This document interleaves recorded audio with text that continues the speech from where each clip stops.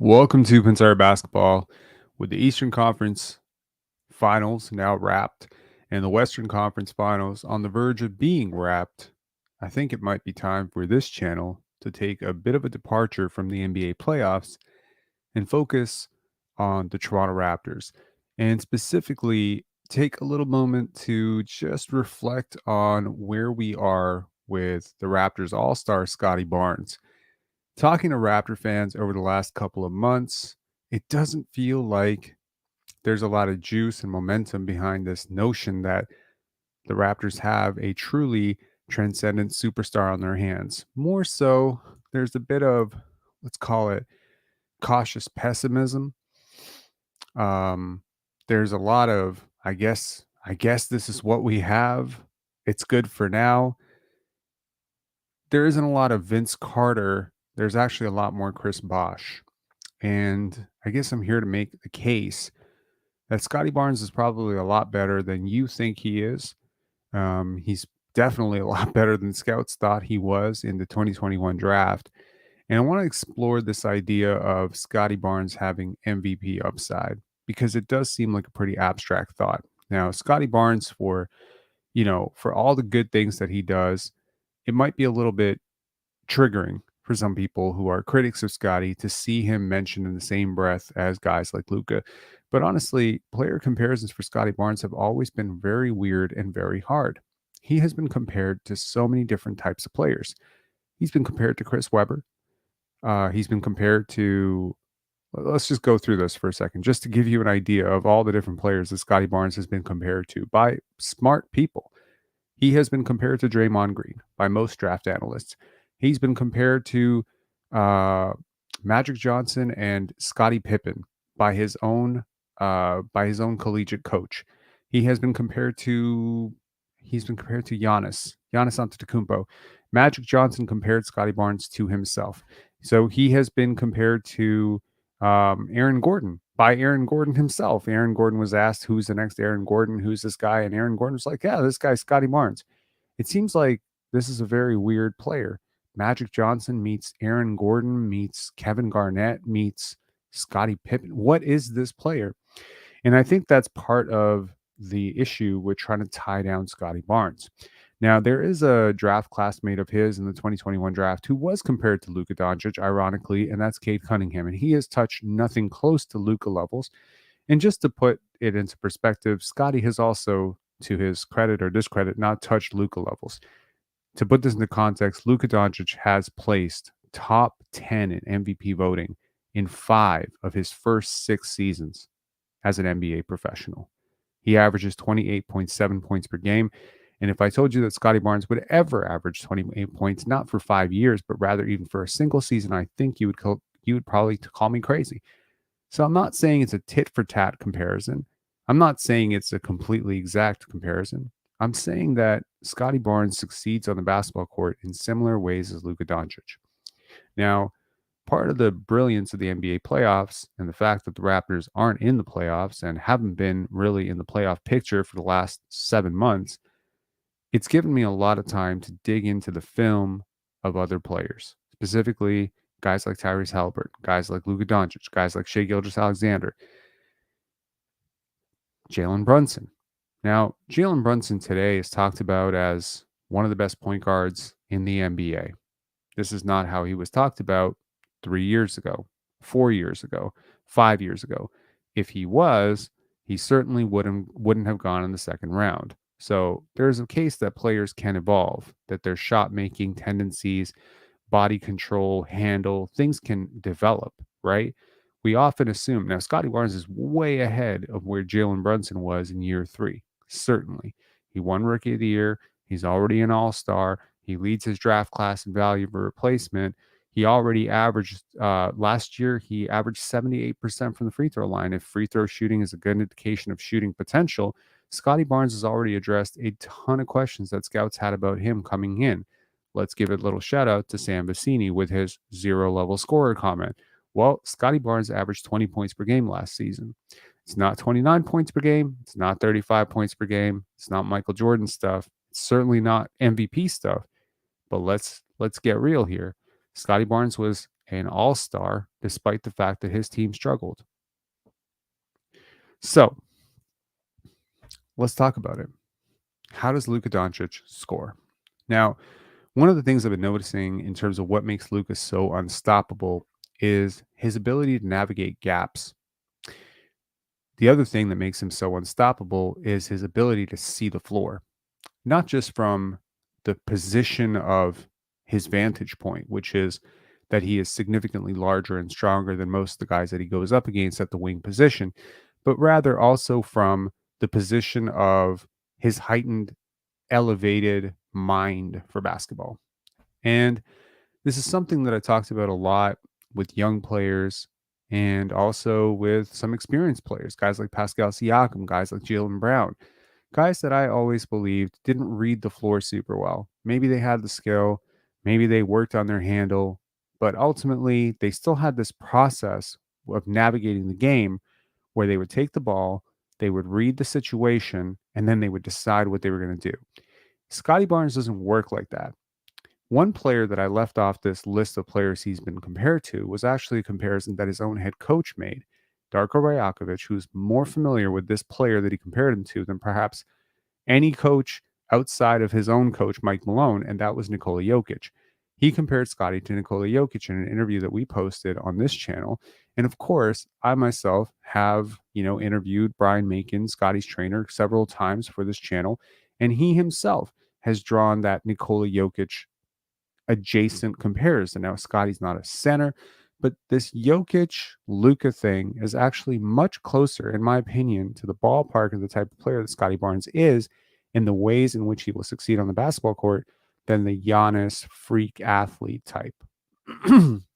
Now, why is Scotty not considered, that tier one type of flight prospect when people talk about the future face of the league? Why is his coach saying Scottie Barnes is going to be the face of the league? And everyone else said, sure, bro, not going to happen. Why are people still sleeping on Scotty? I think it's partially because it's really hard to imagine a day in which Scotty is ever going to either A, manipulate defenses in a way that, guys like Cade did at a lower level and guys like Luka do at this level. And B, it's hard to imagine that a guy who sometimes struggles to even get 32% usage is ever going to be on the level of guys who pretty much do 35% usage in their sleep. And it's not really necessarily the definition of Luka and Jokic, but really high volume creation load responsibilities are a byproduct of being that type of heliocentric hub. And so while Scotty may not be that heliocentric hub that a James Harden or Nikola Jokic, and certainly, but please understand in every case that we're talking about here, Harden, Jokic, Luka, you know what they have in common? None of them went first overall. Jokic damn near slipped to the second round. Jalen Brunson, as I mentioned earlier, who succeeds in a lot of the same ways that I'm talking about in terms of shifting the defense, he went in the second round. This shit is not so predestined. It's not so static because it's not obvious. And sometimes it's just a small thing, like it's a being in the right situation, or sometimes it is a certain skill level, developing or a little bit more experience, or your role elevates or whatever. And then you find the opportunity, you find the right fit, and boom, it suddenly unlocks. Now, we certainly have seen spurts of Scotty looking like that type of player. It might be a quarter, it might be a half, it might be a week. It hasn't been a whole year yet, but we've seen moments of that level of dominance. That level of dominance to start the year in the 2023-2024 season, he started the season with this like elevated shot making ability. Now, it wasn't super dynamic, but it was better than anything we had seen from him before. He was doing relocation, step backs. He was much better handling the ball in the pick and roll. He obviously has a ton of advantages in that situation, given his height and his sight lines as a read and react kind of guy, and his high level of basketball IQ. So yeah, he's got a little bit of that Luka stuff already in that, he can manipulate the defense. What Luka does is he punishes the defense far more than Scotty ever has, right? He'll get into those little gaps. He'll put a defender in jail, he'll hang the defender on his back, and then he'll get like further and further, forced to collapse, then pass out. Scottie, it feels right now, just kind of rushes it a little bit, where he draws a second defender and he's happy to pass out. Or if he does hang the defender on his hip, he'll usually make the wrong move. This to me is a byproduct of two things, really. Number one, his handle isn't nearly tight enough to be doing the stuff that Luka and Harden are doing. And that's frankly, I think that he is so blissfully aware of that. The second thing here is just experience. Luka and Harden are guys who had the ball in their hands at a very young age and were asked to create at that level. And they were doing things with the basketball as guards. Now, Scottie played a ton of point guard growing up, but certainly not to the level where he was being asked to initiate pick and roll ball handling situations the way Luka was at 16 or 17 with Real Madrid. So I think that there's like a reps argument here as well, where Scottie simply has not had enough reps. Now, the Toronto Raptors have traded away Pascal Siakam, who, Raptor fans will swear up and down is like a real guy. Like he's a real franchise guy. They let Fred VanVleet walk because they felt that he was going to cost a little bit too much money. And honestly, when we look at the implications of the CBA and all that stuff, you can argue that all of this was financially motivated. But I think a lot of it was also motivated by the fact that they had this ascending star and they started to shift things to his timeline. And I think that the open secret in Toronto Raptors, media space is that it's because of Scottie, that these guys were basically put to pasture, that these guys were put on the back burner and they were treated like chop liver because the organization, an organization, by the way, that identified Shea Gilgeous-Alexander, that identified Giannis Antetokounmpo, that made the trade for Kawhi, that constructed this NBA championship roster that, to my estimation is the best championship roster that we've seen since 2019 was that Toronto Raptor team. And I think they would have beaten just about any team that's won a championship since, including last year's Denver Nuggets, including the previous year's Warriors, and including the previous year's Bucks. That brain trust has identified this guy as a franchise cornerstone. And I feel like a lot of Raptor fans might be trying to outsmart themselves here, might be trying to think, but Rob, look at that funky release. Look at that weird jumper. Look at that quarter where he didn't score.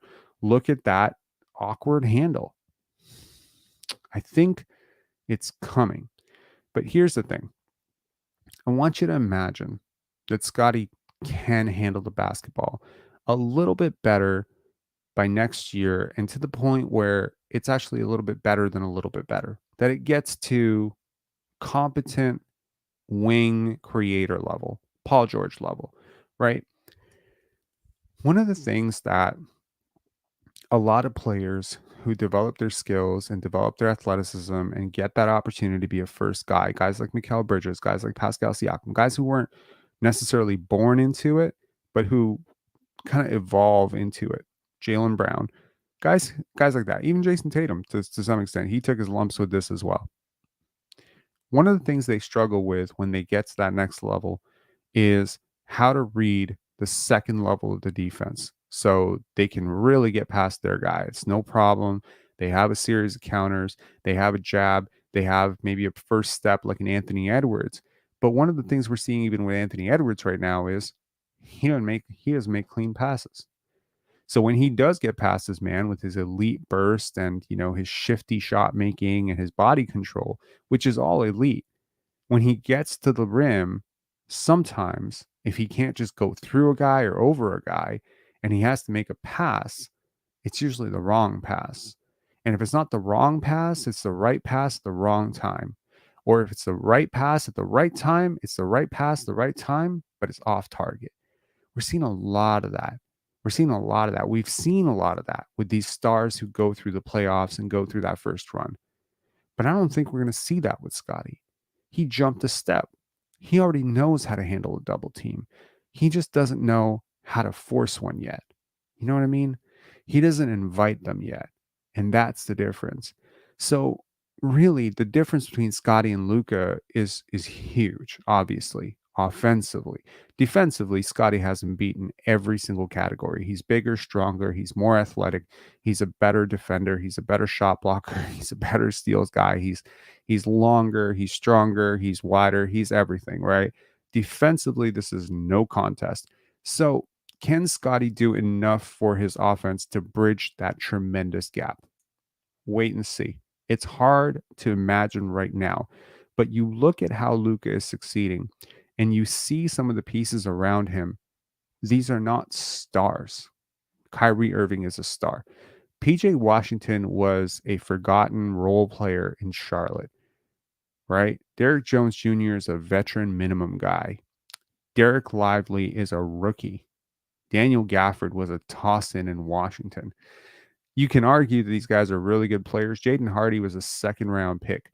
Now, Luka being the level of playmaker and passer that he is, again, it's the same thing with Doncic, right? With Jokic in Denver, right? Aaron Gordon was this ineffective guy in Orlando. He wasn't living up to expectations. Michael Porter Jr. was this off injured guy. Jamal Murray had a ton of question marks. KCP was tossed in. All these guys, Bruce Brown, we've seen what he's been like without Jokic. That's the gap. These guys, they get kind of credit. They don't get the actual credit for how much they do to elevate role players. But it is important for the organization to understand that their unique gifts as playmakers, as jumbo size playmakers, as heliocentric hubs means that you do need proper play finishers around them. One of the things that I was noticing with Luka during the playoff run is how incredibly well the pieces work around him on a string. You have the secondary creator in Kyrie Irving, which Scottie Barnes has never had a level of creator like Kyrie Irving next to him, right? He's actually never even had the level of creator that Luka had 2 years ago in Jalen Brunson. He's never had the type of second option like Kristaps Porzingis. Frankly, when he did have pieces around him like OG and Pascal earlier this year, he was actually really good. He was still the best player on the team. I think a lot of people fought that for a while, but it was clear as day that he was the best player on the team. He was the guy among that group that made the All-Star team. He didn't need to be like the number one shot taker every single night because Pascal Siakam needed his shots. But on those nights where he was the number one shot taker, where Siakam was sort of standing in the corner and sucking away, possessions and maybe, shooting 18% from three, he was still really effective. Scotty Barnes, I think for the first 30 to 35 games of this season, was like top 12, top 10 in value of a replacement in the league. He was top 12, 13 in box plus minus. This is as talented as the league has ever been. And when this guy, at the age of 21, 22, had a competent roster around him, not only was he a solid two-way player, not only was he versatile, he was also a top 15 player by the analytics in the NBA. It just so happened that his team was losing and no one was really watching it. I was surprised how little, most improved player, buzz he got. But again, when your team is 9-10, which is where the Raptors were after 19 games, or I think they were 9-11 after 20 games, you're just not, and you're already in Toronto, you're not being seen enough, you're not on national TV. People just aren't paying attention. But I think a lot of people, when it came down to the All-Star game, Stephen A. Smith made this huge fuss that Scottie Barnes must be an all-star. That's rare, rare company for a 22-year-old to be an all-star, right? It's very rare. Go back in the league history. There aren't a lot of guys who've achieved that. So it's not inconceivable. A lot of people look at Luka and they think he's a good shooter, right? Did you know in Luka's third year that he shot 73% from the free throw line? Scottie shot 78% last year. It's not inconceivable at all that Scottie could become a better shooter than Luka. What is almost impossible is to think of a world in which Scottie becomes a better shot maker than Luka. But when you look at the pieces around Luka, as I was alluding to before, what are you really seeing? Well, whether you're talking about vertical lob threats who have short roll passing potential like uh, previously Dwight Powell, but now it's like Derek Lively and Daniel Gafford.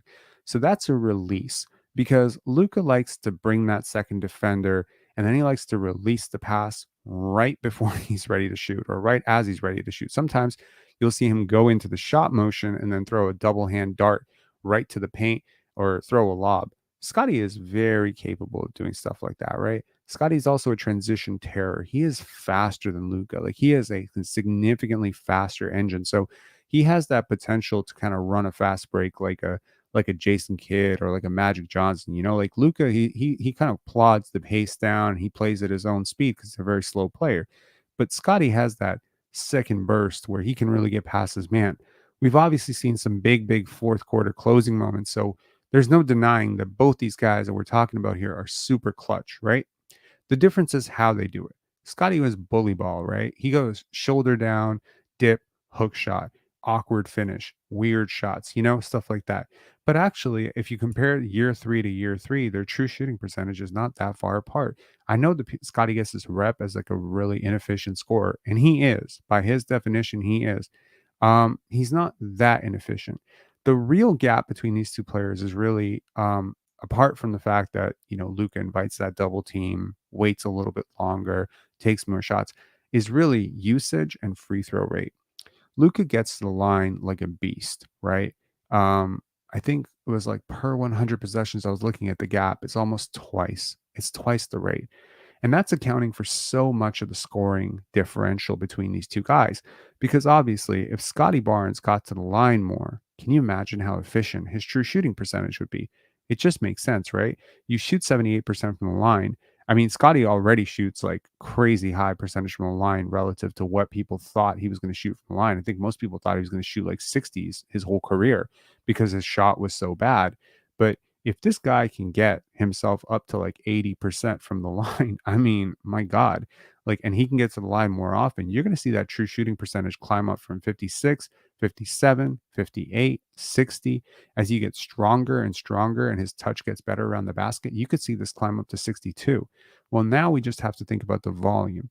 And that's really where it comes down to aggressiveness, assertiveness, inviting that double team, being willing to take a shot, learning and changing perhaps your mindset about what is really a good shot. Luka takes a ton of bad shots.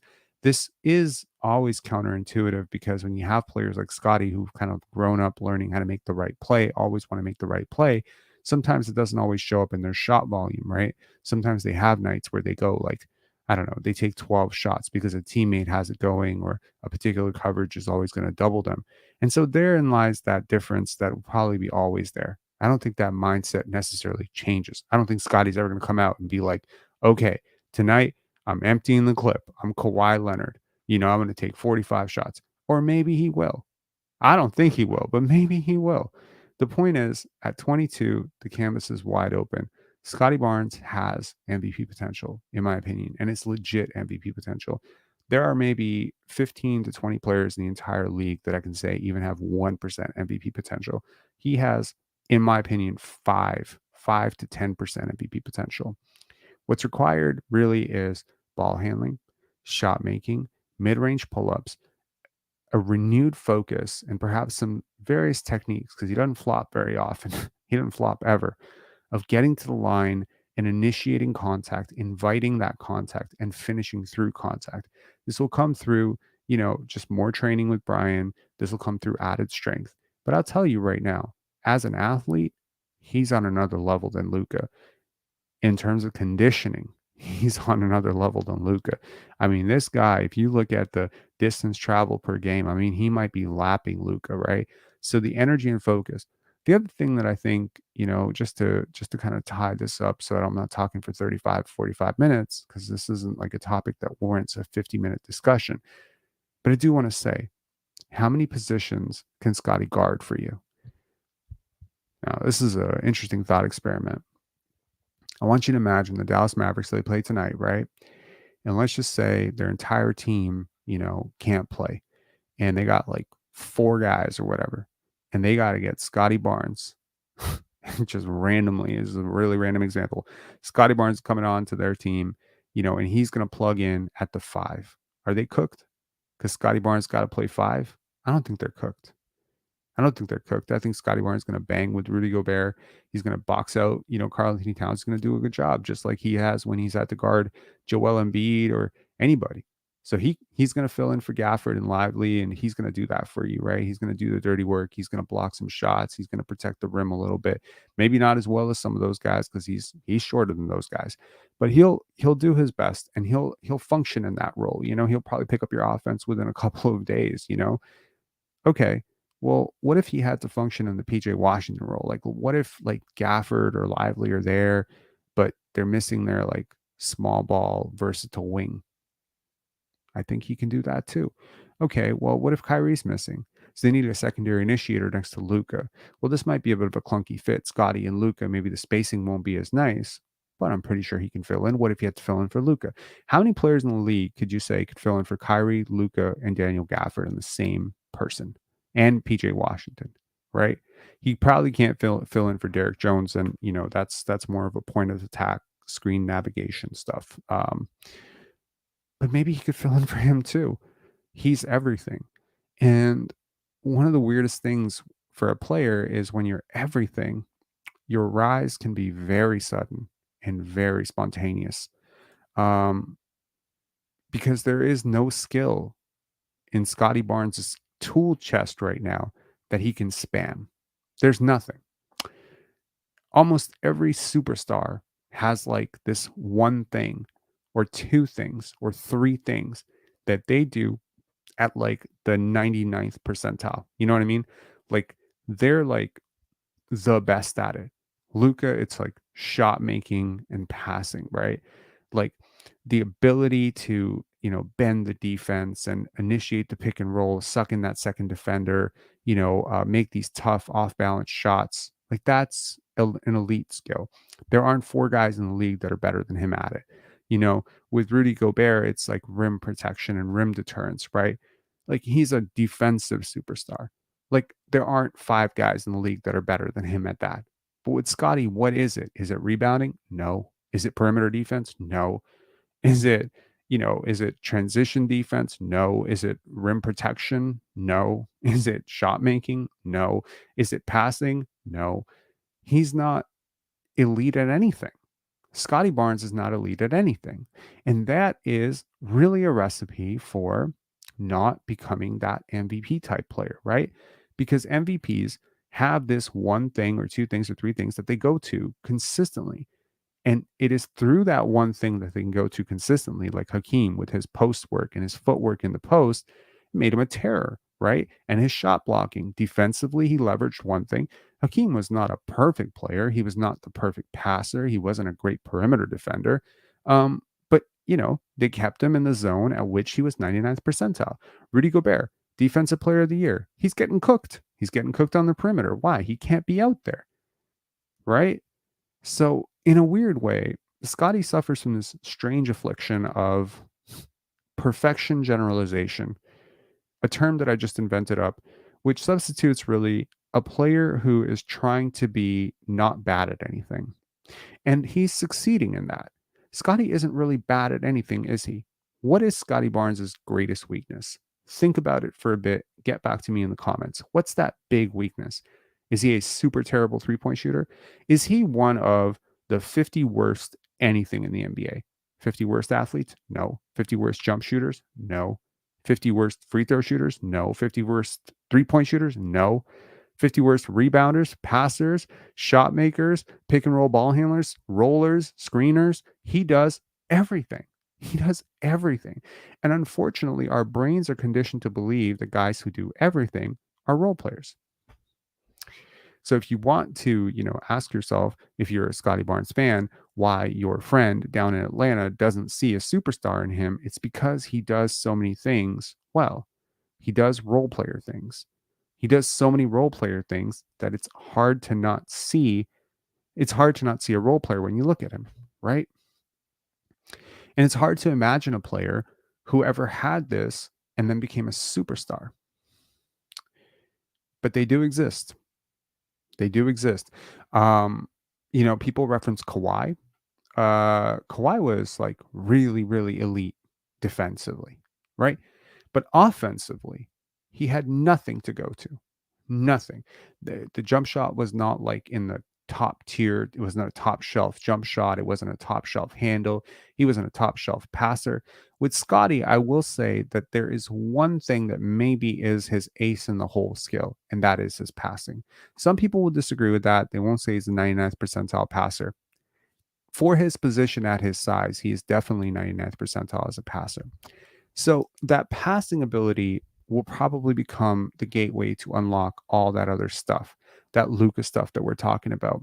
Because once he gets the dribble manipulation down, once he gets like the shot attempts up a little bit, once he learns to get to the line a little bit, invite contact, draw contact, pick on all those little, pick up all those little tricks and tips that Luka has about swinging through and ripping the ball through and, you know, uh, catching the defender's arm and all those little tricks that maybe he hasn't figured out yet. I think it'll just be a matter of time before Scottie is actually just this very complete version. And maybe it's like a more defensively leaning version of Luka. But really, whether he ever is as good as Luka over an entire season or over an entire playoff series, what I do believe will almost certainly happen is that there will be plays down the stretch of a game in which he will be able to do for your offense what Luka does for Dallas's offense. In that, he will be able to wiggle his way into the middle of the floor, get a defender in jail, put a defender on his hip, and probably make something elite happen out of that. Because unlike a lot of players in the league who stop, survey, decide what they're going to do, Scottie Barnes doesn't do that. I've watched so much tape on this guy. We're talking 5, 6 years now. This is going right back to AAU. He never does that. He's constantly remapping the floor. And once you have that gift, really the only question that I have is, can you score? Can you force a double team? At any place on the court, can you force a double team? Can you become good enough at scoring one on one that you force a collapse somewhere?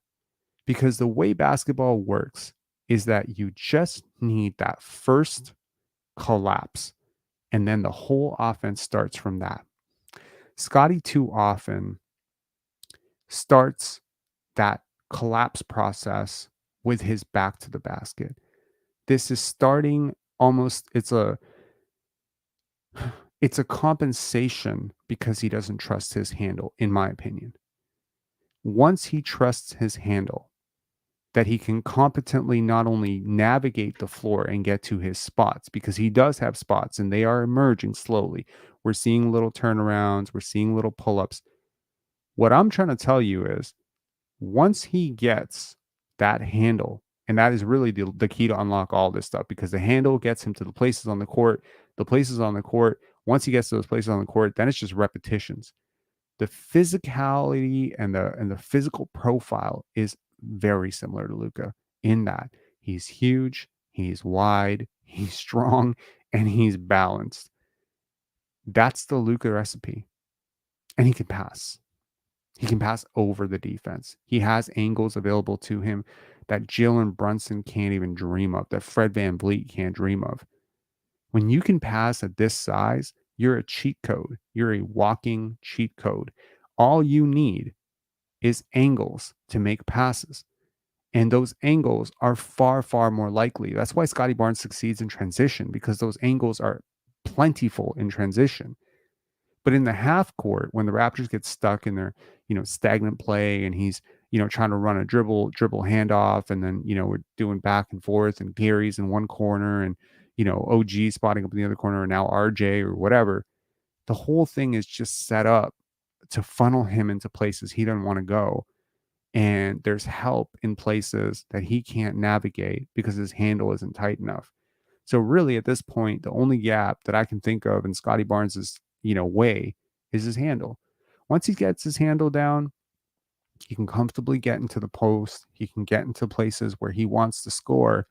And now it's just about getting there early enough to force the rotation, to force the collapse. Or if you don't get the collapse and you don't get the second defender to commit, then boom, go up and score. This is the way every great player in NBA history has ever scored. We're talking from Allen Iverson to Carmelo Anthony to Michael Jordan to Dwayne Wade to Rasheed Wallace. Anytime you think of unstoppable scorer on the block, unstoppable scorer in the midi range, unstoppable scorer from three, Tracy McGrady, James Harden, all of them, they all operate in the same basis. Shaq, same thing. Kobe, same thing. Penny Hardaway, same thing. The difference is they all had a place on the court where they were unstoppable one on one. You must get to that point. And in order to get to that point, you must first get to that place on the court comfortably. It can't always be one of those situations where Scottie is, getting into the post, sealing his man, and then demanding the ball like he's a 1990s big, right? So if we're not going to do that, and, right now I think defenses are willing to live with him because his percentages at the rim and his ability to draw fouls and all that stuff. So really, everything with Scottie's game is like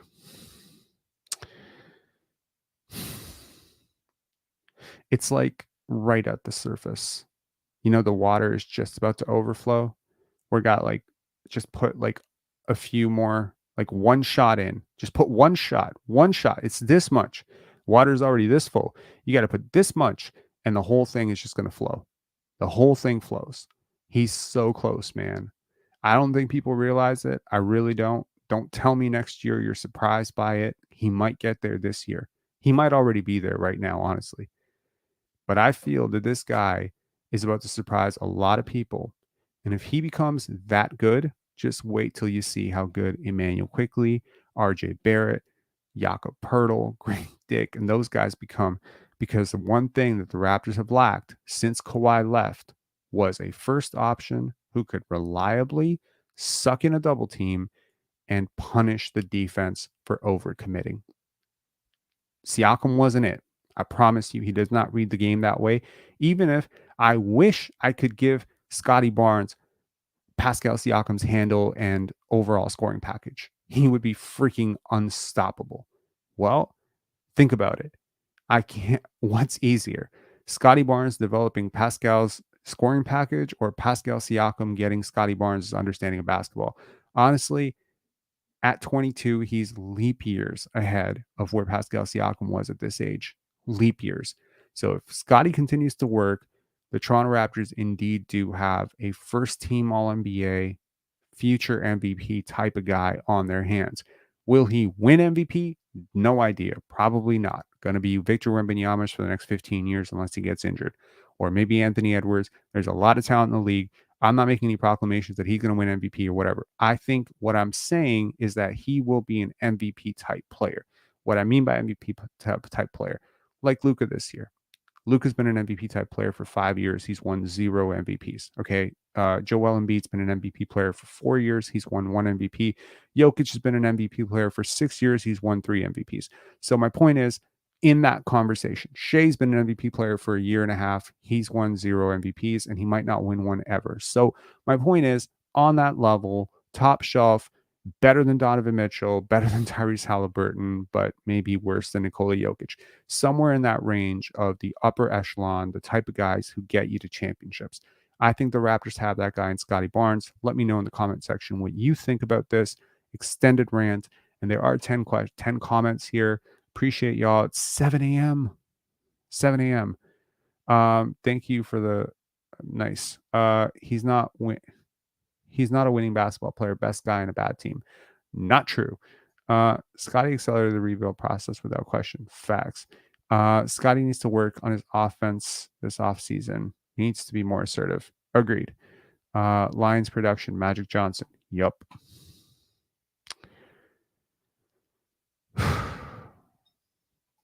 Scottie gets the easy ones. I appreciate you quoting Brian on that one, man. Appreciate it. Is it effort?